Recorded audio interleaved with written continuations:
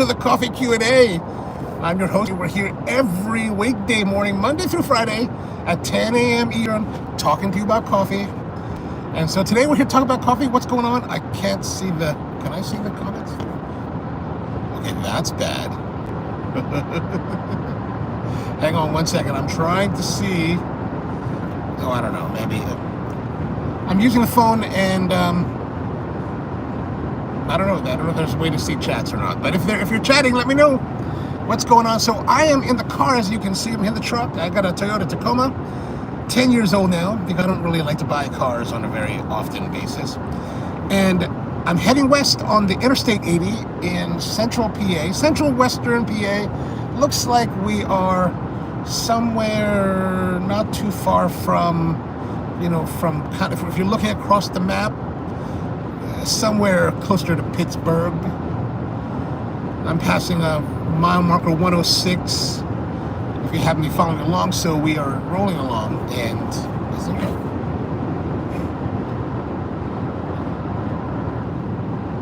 All right, let's see that. Oh, there we go. That's good morning, Mom. I finally figured out how to get the things to show up on my screen. And Craig, how you doing? How are things in Ottawa? So I'm here. I decided that I was going to go and chase the Eclipse today. I went to the Eclipse in 2017 and I really thought it was awesome. Don't mind me if I'm not looking at you directly, because I am rolling here at about 80 miles an hour, and if I start to look like this too much, you could have for a very entertaining episode today.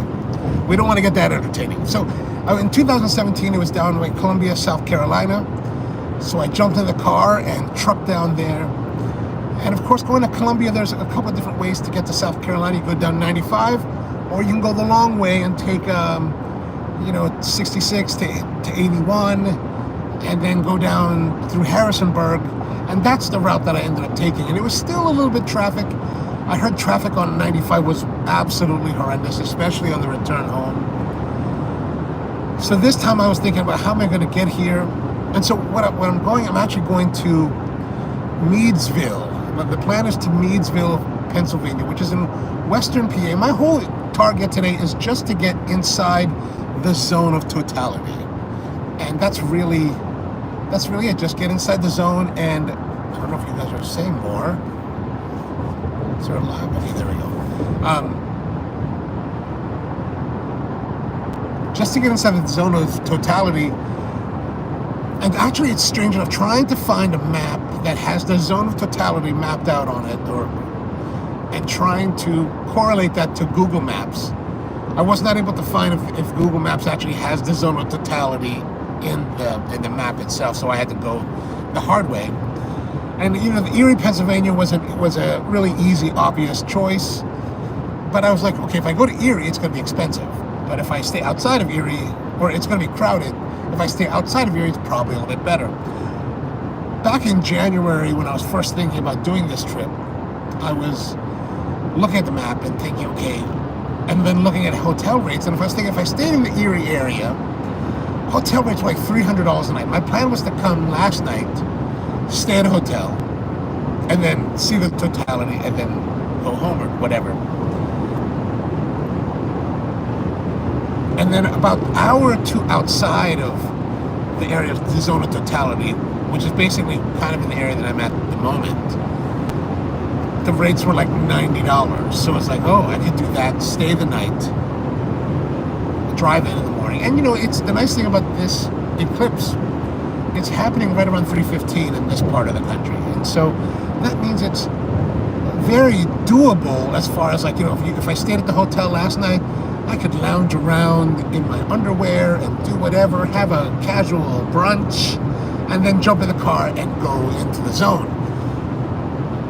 So what I did last time in 2017 is I just basically drove into the Zone of Totality, found a place to park, and it was at a school that was closed for the day, and basically just set up camp there. It was actually during the summertime, so that's why the schools were closed. Today is a school day in the school year. I don't think schools have closed. I think schools didn't close today because, at least in Baltimore, they weren't closing mainly because they didn't want to take the risk of, damaging children. If you look at the sun during the eclipse or partial eclipse, you could burn your retinas and your corneas and cause blindness, and that's a liability schools don't want to take. So they're not even letting the kids out of school in Baltimore in time for this because of that reason. Which is kind of like, well, kids should see this. This is really an amazing thing. But then, I guess, they're young, and in 2045, when it comes back, they'll be older and they'll be fine. But if you don't have your glasses, make sure you get your glasses. Let's see. Okay, good. There's nothing else. But I'm rolling along now. So last night I was looking, okay, I'm trying to figure out where am I going to go. I was looking at the forecast from Meadsville and Erie, and it's all cloud cover. And I was like, oh man. And so I looked up, I was looking in the region, looking towards Cleveland. Cleveland is partially cloudy with some sun. And I was like, okay, I'm going to head to Cleveland. So I was planning. So a good reason that I didn't leave last night is that I'm trying to figure out where to go, because the weather's going to change. And if the weather is bad, then you're kind of hosed. So last night it was like, okay, I'm going to scratch Erie and Meadsville and go to Cleveland. Actually, I have some friends that are in Cleveland. They're there for the eclipse too. I was like, I will text you if I make it there, because I wasn't planning to go all the way to Cleveland, just somewhere nearby there, to go across past Youngstown and then into, which theoretically I could still do now. This morning when I got up at 5:30 in the morning and I looked at the internet, I looked at the forecast, and looked at the forecast for Cleveland, still the same as yesterday or last night. But Erie and Meadsville were showing now sunny with partial cloudiness. And I was like, oh, it's easier to get here to Meadsville than it is to get to the Cleveland area. So I was like, okay, maybe I'll just... So I decided to go to Meadsville and give it a try. And right now, unfortunately, it was great until about 9 o'clock. And then now we have this. This cloud cover has been with us for the last hour or so. Now, I guess I shouldn't worry. I mean, it's only 10 o'clock now, so it's only... Uh-oh, I'm gonna crash. And it's... Whoa. Sorry.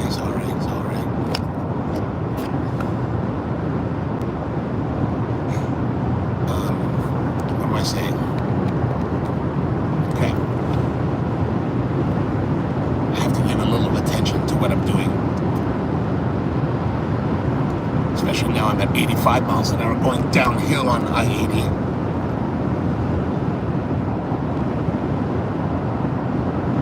Where was I? So now I'm heading to Meadsville, and hopefully in the next 5 hours the weather will clear up at least a little bit. And this is the problem that I had in 2017, is the weather was perfectly clear. Columbia, South Carolina, perfectly clear, except for the one place that I went to, that school. Suddenly, just before the eclipse came, here comes a little bit of clouds, so it was partially cloudy, and I was like, oh my gosh, this is just terrible. So now now it's all cloud cover.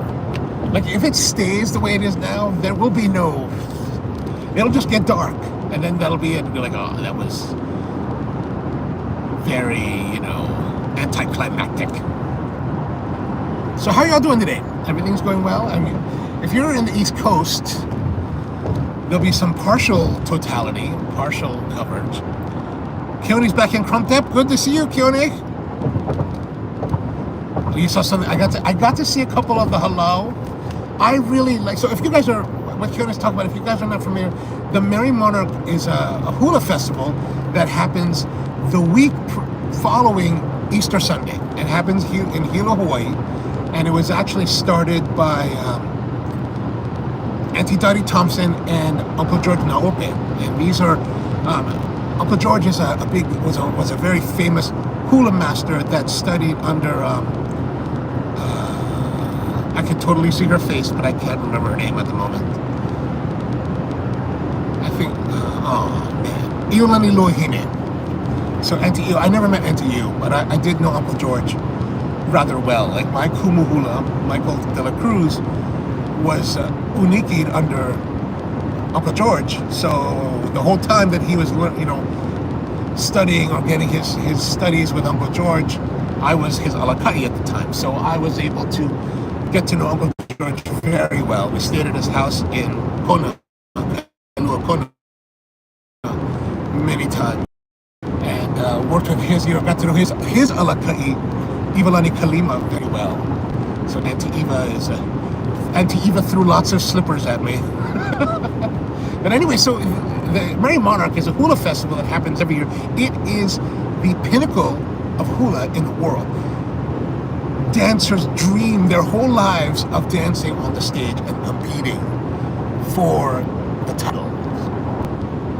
I had the opportunity to both compete as a dancer as well as one of the chanters in the 1992 and 1993 Merry Monarch festivals. That was like very epic times. But I always love to watch it. You know who I really like, Keone, is those two kumu from Hilo that came from Johnny Lamho. Like their style is so much like Uncle Johnny's like style. Like I always liked Uncle Johnny's style. Like I never really knew him, but I always liked the style of his hula. Very crisp, very sharp, and it's so different than like a lot of hula. Like you definitely see, like when you get to know some of the different halau and the teacher, the kumus that are teaching, you see different styles. Like for example, I remember Mapuana de Silva. She's the kumu of Mohala Ilima, and very super graceful. Always with the Ilima lays, and then very graceful and just really nice style, Even like, and my kumu was a student a long time ago of Aloha Deliri, and so we got to know Auntie Aloha quite a bit and her girls. But yeah, so there's actually videos online. There's one guy that has the entire Kahiko night. So there's 3 nights of competition, if you're not familiar. There is the Miss Hula Festival, the Miss Hula competition, which is Thursday night. And then Friday night is what we call Hula Kahiko, where different groups or halau of hula compete against each other, both men and women's divisions. And they do it over 2 nights. They do one night of Kahiko, which is more of a bombastic style with percussion instruments and more chanting, where then Saturday night is the awana, which is a hula style that's very much more graceful, accompanied with string instruments. So much more along what you would think, what most people know as hula with music, is done on Saturday nights. And so the two nights, the different halau compete and have the highest total score wins at the end of Saturday night. And then Thursday night, the individual women's competition happens, what we call the Miss Hula competition, and those those also have both kahiko and awana segments. The individual dancers will perform both styles that evening, and then the winner of the Miss Hula is named that night. Now, it's a lot of people will call it the Miss Aloha Hula as the prize winner, but it's actually. この先、警察の取り締まりがあります。ご注意ください。 I don't know if you hear that. That's my Waze telling me where I'm going. I haven't said the Japanese. They want to tell me there's a cop right there hanging out, and but I mentioned to you this kumu hula named Aloha Deliri, and Auntie Aloha, when she was very young, dancing for her mother at the very first Merry Monarch back in, like, I don't know, 52 years ago, 1970 something. She was the first winner. She won the Miss Hula competition, so they called her Miss Aloha Hula, and so that just kind of stuck throughout the years. So you always hear them talk about Miss Aloha Hula, but really, it's just a Miss Hula. Aloha was the name of Aloha Deliri that was, people were very much, kind of like you give homage to. And Auntie Aloha passed away quite a few years ago now. One of her daughters, I think it's Kapua, runs her halau. And yeah, so that happened. If you want to look it up online, Merry Monarch, MERRIE, Monarch Festival. It is the very best of hula. The Merry Monarch Festival itself will release a bunch of videos. They're always shortened and truncated. But there's a couple intrepid like YouTubers out there that like I think record them illegally from the television and then upload them to the YouTube. One person even just live streamed the entire 5.5 hours of it. Somebody used to live stream it, and I wasn't able to find it. But if you could find it, it is interesting to watch and something for you to check out. So before I headed out today, I went to the diner, my local diner, a place called Ashland Cafe, and picked up some sandwiches. So I got a sandwich of sausage, egg, and cheese, and I got my coffee. And I still have this big old, like, I don't know, this is like 16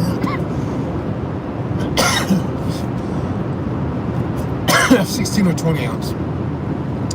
And it's a little bit rough. It is a rough coffee. You know, it's a diner style coffee, so it is on the rougher side, and you have to. Not bad if you have donuts, because that donut or pancakes, because that sweetness offsets the roughness.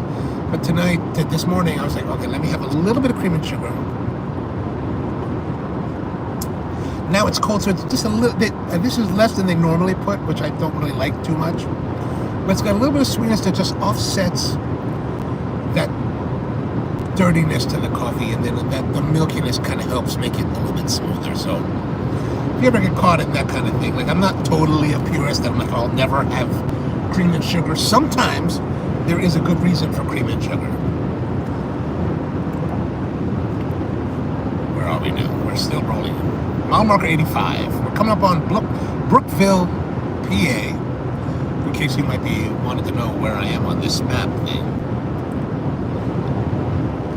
So today I got a whole setup that I'm planning to use.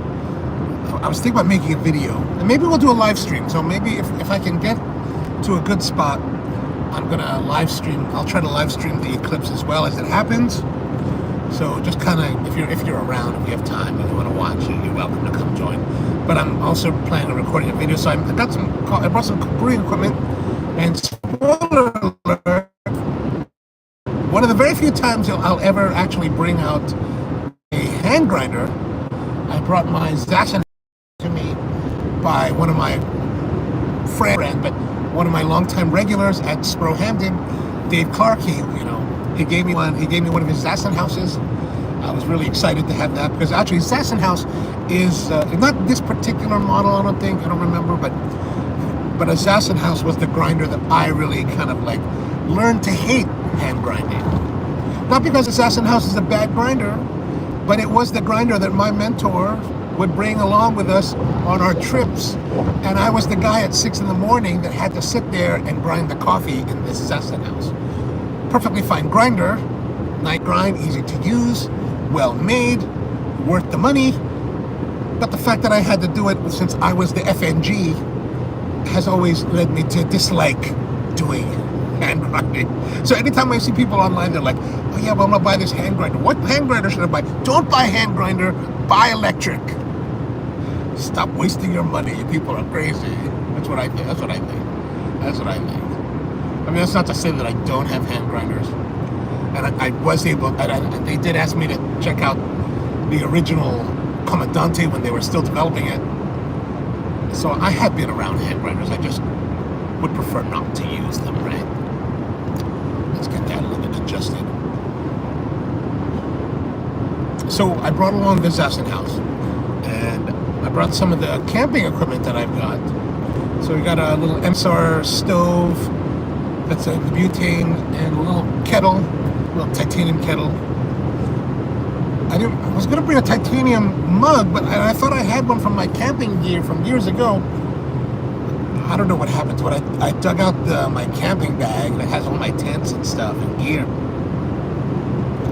But there's no cup in there. Even my cook set is gone. Everything with cooking is gone. I have no idea where that stuff went. So I was like, I could go back to REI and buy one, but I'm not going to buy one. I just brought a little, another different thermal cup to brew with. So we're going to brew some coffee using the new, what's it called? Coffee Rocket from GSI Outdoor. I saw that at REI the other day, and I was like, ooh, let's give that a try. So we're going to have that to brew with later. And, yeah, so I'm going to get there. Suppose I get there before, if I go all the way to Meadsville, I'm supposed to get there before noon. and then I'll have 3 hours to look for a location and have some lunch. So I wanted to, and I also wanted to go to one of these smaller towns because I want to see these smaller towns. What's going on in there? What's happening? And so I'll go see that and hang out a bit and maybe meet some locals and maybe go to the cafe if there's a cafe there. Check it out, and then find a location that I can set up my gear. I've got the big camera. I've got the FX30 fully rigged. That is making it look super impressive. Like when I rig it up, it's like, oh man, you look pro. But the reality is, it's like I don't really like to shoot with it because it's so big, right? Like you need all this support to do it. And I'm like, oh man, I can use this small camera, this ZV-1 camera, and it's super simple and super compact. Like today, I was shooting at the diner, and I'm holding it like this. And the guy asked me, he's like, "Are you shooting?" I was like, "Yeah." He's like, "Really? It doesn't look like it." I was like, "That's exactly the point. That's exactly why I use that camera, because it really, hopefully, makes people feel comfortable. Ooh, here's a police officer. I'm doing 80. I'm slowing down now. Will he tag me?"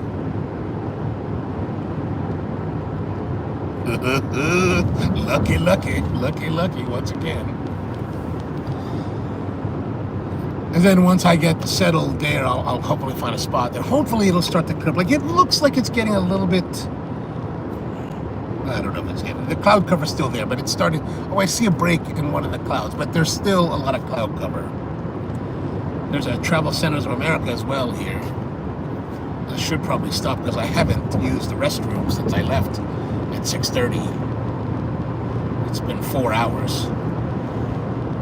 I'm not exactly of the age that's used to holding my pee for that long.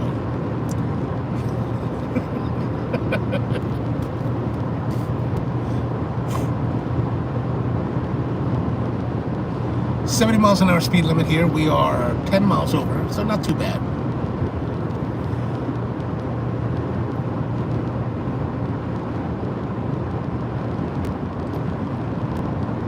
All right, so what we're going to do is we're going to go and I wish I could brew for you in the car, but that would have been really epic. Maybe if I have somebody else driving next time, we can do that. Anyway, so I will try to set up a live stream for whenever I get situated. I'm heading now towards Meadville, Pennsylvania. Should be there before noon, but if it doesn't start to break, I may have to try to chase the weather somewhere else in the world. If time. All right, so I guess that's going to be it for today. Thank you very much for tuning in. We're back again tomorrow, or actually probably about 2:30, 2:45 today. But if not, tomorrow, 10 a.m. is the plan. As always on the Coffee Q&A, thank you very much for tuning in. Appreciate you being with us. Thank you for tuning in all over the world. And yeah, hope you have a great one today. And we'll see you next time. Signing off from I-80 somewhere in western Pennsylvania. Rolling at 85 miles an hour. Until tomorrow, oh, it's not working. How do we get this? Thank you, Eduardo. How do we get this?